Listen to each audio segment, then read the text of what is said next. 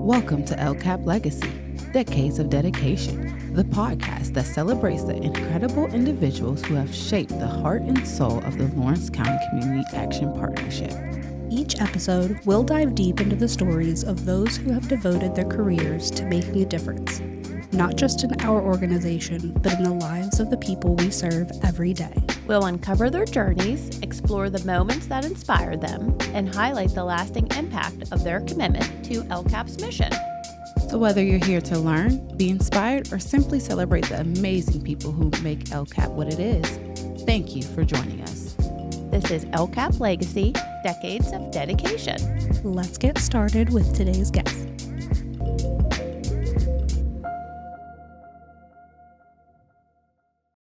Welcome, welcome. You are now listening to the third episode of LCAP Legacy, Decades of Dedication. And here in the studio today, of course, I have my wonderful co-hosts, Amber and Kim, but we also have a very special guest. We have Jennifer Elliott, who is the Special Assistant to the CEO, and she has been at LCAP for the last 25 years. So Jen, thank you so much for coming into the studio with us today. Good morning. Good morning. Thanks for having me.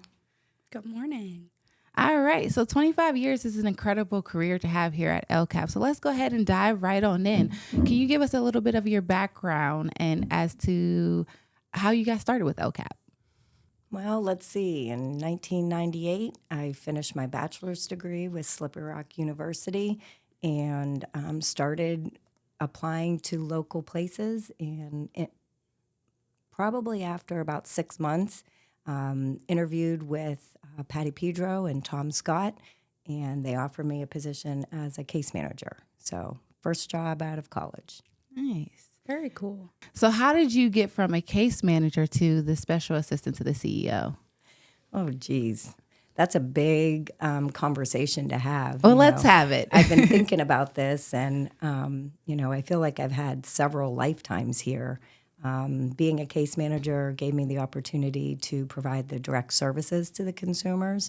And then, jumping through different careers here, been able to do a lot of special projects per se. I don't know if any of you guys know, probably after we moved into this building and there was, maybe 10 of us in this building, we operated on behalf of the county, the community development block grant dollars. So not only was I working in housing for evictions and supportive services for low-income, low-moderate families, we took the opportunity to expand and took on that program contracted through the county of Lawrence. So through that, we were able to help people in a broader stroke. We did road improvement projects, sidewalk projects. Bessemer Borough, we helped with their water line system. So throughout that, being a case manager within housing, and also I had a little stint in what we called employment and education, where I helped individuals that were through work-ready programs.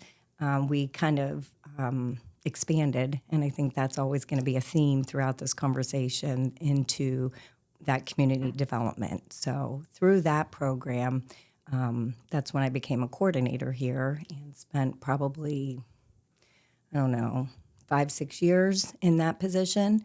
And while continuing to expand, I feel like I said, that's going to be the word of the day here. We applied for a regional program and we expanded our housing rehab into lead-based paint services. So that was in 2006. So between 98 and 2006, I finished my master's degree. I also got married and had my daughter. So during that time, this position basically was able to help support my family through the life transition. So it's kind of like an intermix of my career, but also my family events that took place over that time. So after that, in 2009, the department split up, and I got the opportunity to work directly with Tom through the Department of Healthy Homes. So it was something that was evolved out of community development and the housing programs. And that's when, we provide the housing stability and vouchers for rental assistance, but then Healthy Homes split off and we continue to grow.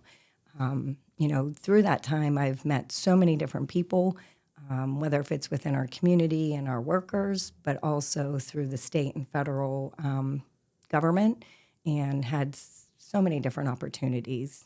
So it's been great. And that kind of stops, but it continues because I ended in 2009. So hopefully you want me to continue. Yes, absolutely.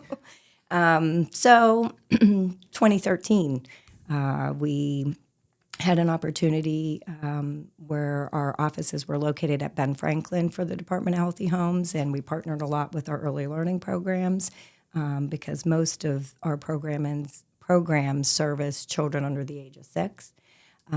So within that opportunity, I came down. Tom sat me down and said, I have some different opportunities for you. And so if you're ready to go for a ride, let me know. And you're sitting there and you're thinking, I'm always up for something. I think that's been my career here. Like, where do you need me? What do you need me to do? Who needs what today? I never stopped to really think about what it's doing for my career, per se. So within that, I took on a role of the special assistant, started working within the HR department as well as the fiscal department, still operating the Healthy Homes department. And we continue to expand and grow housing through SSVF, Regional Emergency Shelter Solutions. The model of Healthy Homes being a regional program got infused into other aspects of the agency. So since 2013, boy, that time goes so fast. I've had the opportunity to learn so many different things through Tom's direction, and then also my peers and the directors here, and it's been a whirlwind. And in the meanwhile, like I said, feel like 14 different careers. So That's absolutely amazing. Yeah, what a wonderful story to hear. that's me in a nutshell. So you said, Jen, back in 2006, you got married and you had your daughter. So what are the biggest challenges you have faced in balancing your career, being a wife, and being a mother? That's a big question. It takes a lot of time, a lot of perseverance, a lot of commitment. Back in the day, one of our directors here used to say, Jen, everybody doesn't have to like you or everybody doesn't have to need you. And there's something about that. I'm the epitome of empathy and compassion. So I try to spread myself as thin as possible. But with that being said, it's been great, having the stability of this position and this agency support me, watch me grow up, watch me get married, watch me have a child. It's actually been a huge support system. So That's wonderful. made me who I am today. So you mentioned that you've learned a lot from Tom. Mm-hmm. What would you say is like the best leadership trait that you've learned from working so closely with Tom? Tom has a special knack about him to be able to lead without leading. He likes to send you on an adventure and for you to learn through your adventure of whatever the task is at hand. But honestly, he's never not been available to me. So I think as that aspect has been kind of infused into me, that the availability of your support and the availability of your knowledge to help people build their own bucket of resources and tools to be successful is something that I admire about him. And obviously, it kind of paid out for you because, like you said, you have lived so many lives throughout this organization, worked so many different roles. And I'm curious to know, what's one moment or accomplishment at LCAP that you're particularly proud of through your journey here? There's many throughout those lifetimes that I've had. If I sit and think about when I was a case manager, I used to have one of the biggest return on investment of consumers coming back for maybe their budgeting. They got the assistance, but they still came back. So that always felt like a huge accomplishment that they still wanted to continue to receive services. But I'll say through my tenure of community development and expanding the Department of Healthy Homes, we were awarded the Riley Stoy Achievement Award through DCED. That was in 2012. I was going through some family things. My father had passed away, so Tom and Debbie went on behalf of us and accepted that award. So basically, what that is DCED through the Commonwealth of Pennsylvania is the grantee to the federal government for the housing and community development programs. And they have a practitioners advisory board, and so they actually put out like a survey and have people vote throughout the state. So for Lawrence County Community Action to be selected for that award, and this was a practitioner that had like 40 years of experience that they used as a time keepsake for him and the investment he made into the community. So his wife would come to the conferences and give that award. So that was one of the special moments for us, being recognized through the state and realizing all those extra time and hours and surveys and income and working with contractors on making sure the sidewalks were appropriate and in our housing rehab and lead programs. So that was a huge recognition. Jen, what advice would you give to aspiring female leaders who want to reach similar levels of leadership like yourself? How long do you guys sit around to come up with these questions? Well, we send an email thread back and forth just so that we have some good ones for Those the are guests. good ones. We want to be prepared. Yeah. Yeah. We have some amazing guests, so we want to hear their story. As an advice, I would say make sure you're taking time for yourself. Though I think I said it before, the old adage of, if you need to fill others' cup, make sure your cup's full. So, try to surround yourself with people that are going to support your kind of vision and your career path. And I've been lucky enough to have that through my husband and my mom and dad, very strong work ethic and supported me and keep reaching for the stars. So general rule of thumb is surround yourself with good people. No, I agree. Yes, that's in, personal life, professional life. That's the best advice. It makes a big difference who you spend your time with. Mm-hmm.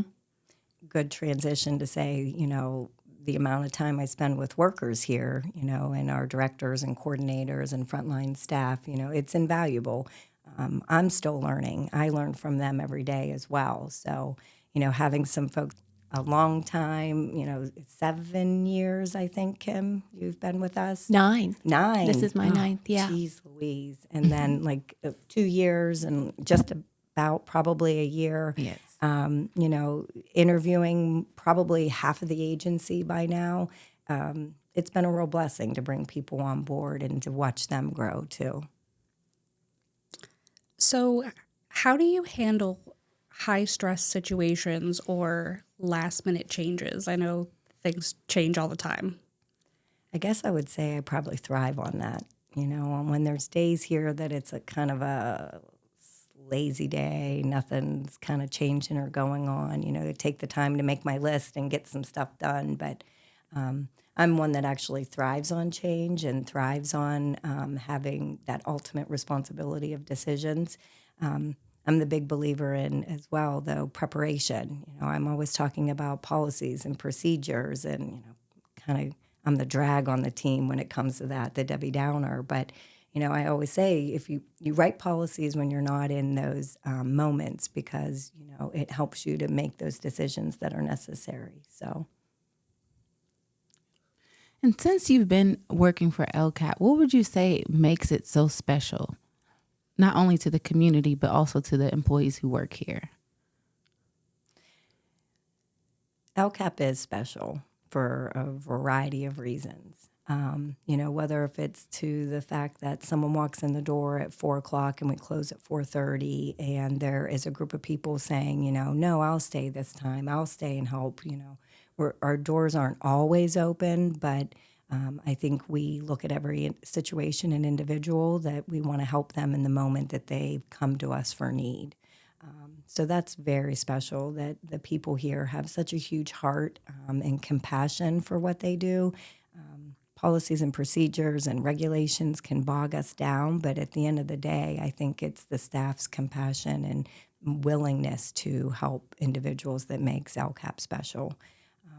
Another thing that makes us special is we have a large group of individuals here that grew up with the agency. You know, when we moved into this building, my first office was Kim's old office, the first one on the left-hand side there, and I would literally have to walk around this building to find somebody because we were all scattered, you know, and to watch these offices be filled with all different individuals and people and over the years, but also to have a group of us that have been here 18, 20, 25, Tom, 40 years, that makes us special as well because you don't see that type of tenure throughout. You know, we have 275 employees at any given time through the 3 incorporations, but to me, that means we're special without saying we're special. And you have played, a hand in helping with that change, not only watching it, but helping it. So how has it been just seeing the company grow from where it started to where it could go into the future? It's crazy and it's amazing and it's difficult, all of those things. But trying to prepare for this and thinking about, the lifetime that I've spent here, it feels like, it's been amazing. And, Tom has such a vision, and he leads with that vision. And sometimes the vision is very broad, and the fluid of what we do, you set a goal, but maybe that goal changes, and having the availability to be flexible to meet the needs or the opportunities that come to us. So generally speaking, I just have to say it's amazing to watch. And do you think that watching that change over the years is what has kept you motivated throughout your different roles that you've had in the company? I think Tom has seen that in me, that I thrive on the fluidness of our programming, and you're never going to be bored. I think about what life would be like not having LCAP in the back of my mind basically 24/7. That's a lot of time and a lot of investment, but having that foundation of all of the different layers that we've built over the last 25 years here, having that opportunity to watch something unfold, but know that we have more that we could do, more that we could be and provide to the community, is something that certainly keeps me motivated. You've had about 25 wonderful years here with amazing accomplishments. What's one personal accomplishment outside of work that you are particularly proud of?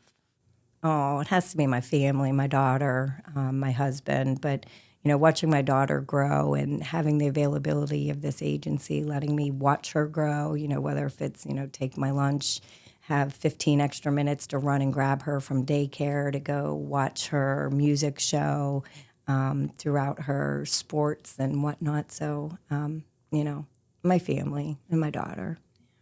And I will say that is one of the amazing things about LCAP is how flexible and also helpful that it is, because not only are employees able to access the different programs and services that we have, but like you said, it's a family. So people have been able to watch you grow and then watch your family grow. And then it's pretty amazing.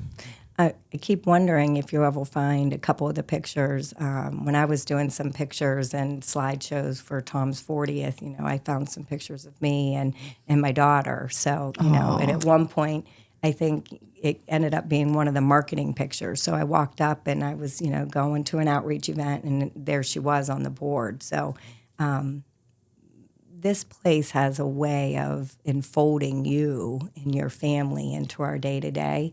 And, to circle back, I think that's really what makes us even more special. It's all intertwined. I do too. My daughter, actually, she goes to our early learning up at our Fruit Mill campus. And like Jen said, just having that, flexibility to run and go see a music show or a concert or be there for an Easter egg hunt, it's just very special. So We definitely are very family oriented, and that's what it's all about. So, what would you say is the most inspiring leadership moment that you've got to witness firsthand? Well, let me step back into a time where our housing rehab programs, we did a volunteer project where it was called His Hands Ministries, and we worked with faith-based organizations and local churches and youth groups, and we pulled together and were able to help probably about 80 to 100 families over a couple of years in the summer. So back then, our director of housing was Debbie Hennon, and watching her, that was not an easy time. We had 80 volunteers show up every day to a church that were looking for jobs, and where's the material? So we organized from start to finish. That was a really monumental experience that I was a part of, and watching her kind of direct us into our day-to-day tasks so that we could literally paint a porch. So I learned a lot during that crunch time of that week. So. And you are from this area, correct? I am. Nice. So you've been able to see how the organization has affected the neighboring communities, not only Lawrence County, but we also touch a little bit of Butler.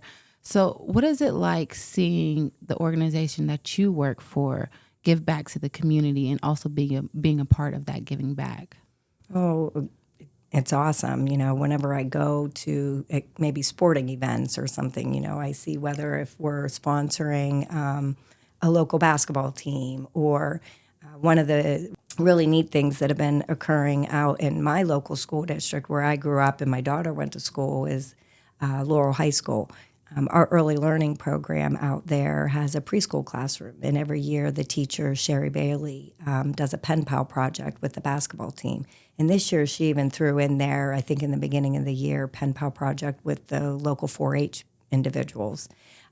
So, being able to look back into the athletic director who I know because our kids play basketball and volleyball together, but then to see him watch the kids interact between the preschoolers and his basketball team, that's an opportunity to see it kind of come full circle and actually happen in the school district that I attended and my daughter attended. So it's that day-to-day things that I think, I don't ever want to lose sight of.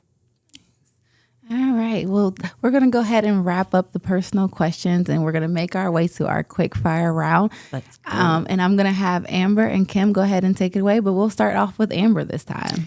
All righty. So if you didn't have your job here at LCAP now, what do you think your career would have been? I always said I wanted to work for Hallmark because you're helping people, and what's your occasion, and but that's kind of like an inside joke. When I was growing up, I always wanted to own a childcare, and through my education through Slippery Rock University, I always wanted to unfold mental health services in childcare settings. So it's kind of unique to see that our Head Start program does that, and I do play a role in it. So that's very cool. When everyone asks you what do you want to do when you grow up, that was kind of my dream job. So to have it be in a peripheral within my reach and have that impact in a different way, I think has been cool. That is amazing. So a compliment that you receive, what stands out to you? One of the best compliments you've ever received? I don't take compliments well. I'm one of those oh, whatever. Shh. I always have a smile on my face. I don't know. And I'll give you one. You're a wonderful leader. Oh. Mm-hmm. Yeah. Why, thank you. Yes. Yeah. You do an amazing work day in and day out. I guess there's a few people that probably would say I don't always have a smile on my face, but, I try. Yes. Yes. All right. So what's the best vacation you've ever been on? Oh, definitely. When we went to the Bahamas.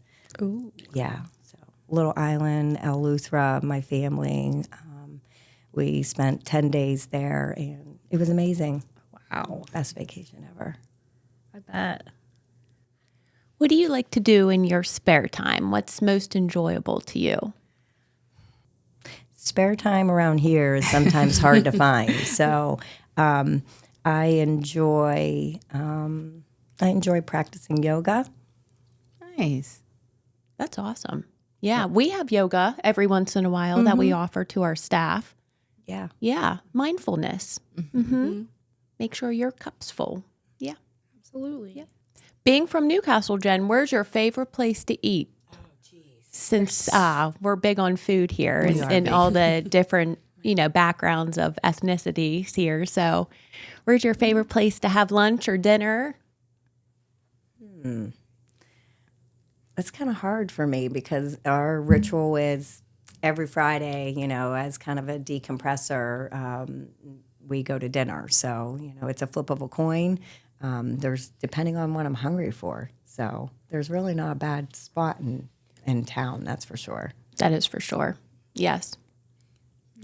And then the last question would be, if you could think of one word to describe LCAP, what would it be? Or your time at LCAP, what would it be? Irreplaceable. Nice. I like that. I love that. I love that too. Yes, that's beautiful. Now, before we wrap up this episode, I do want to thank you for joining us in the studio, but I also want to ask you, is there anything else that you would like to share about your journey or your time here, or maybe just advice that you might want to give to someone who's just joining the organization or who is thinking about getting into some type of community services or giving back to the community? What advice would you give to them? My advice would be, our jobs aren't easy, so, but they're very fulfilling. Take the time to, once again, surround yourself with individuals that are going to support your journey, but always look forward. Hindsight's 20/20, and you can learn from different experiences, but I always say, chin up, fix the crown, take a step forward. And if you end up taking a couple steps backwards, that's okay too. So, if you're wanting to help individuals in a plethora of different ways, and you have the empathy to want to be able to support people through barriers and difficult times in your life, while it may not be easy, always look forward. All right. Anything else that you would like to share? No, other than, I do. This is our third, and of course I've listened to the first two. Yes. And, and Janae, when we interviewed, we talked about doing some cool things. So, I think this is a new adventure that LCAP's on, and it's broadening our horizons when it comes to marketing. And I think I heard somebody say at 1.2 kind of documenting legacies. So, you guys are doing a great job, and I'm excited to hear the rest of them. So. Yeah, so we have a lot of employees to check off the list. But thank you so much for joining us in the studio today. And like you said, legacy is one of the big words for this podcast, and you've left a big one on LCAP. So we can't thank you enough for all the work that you've done. You're welcome. All right, well, that's going to end the third episode of LCAP Legacy Decades of Dedication. Thank you guys so much for listening in again, and we'll be back next week with another special guest.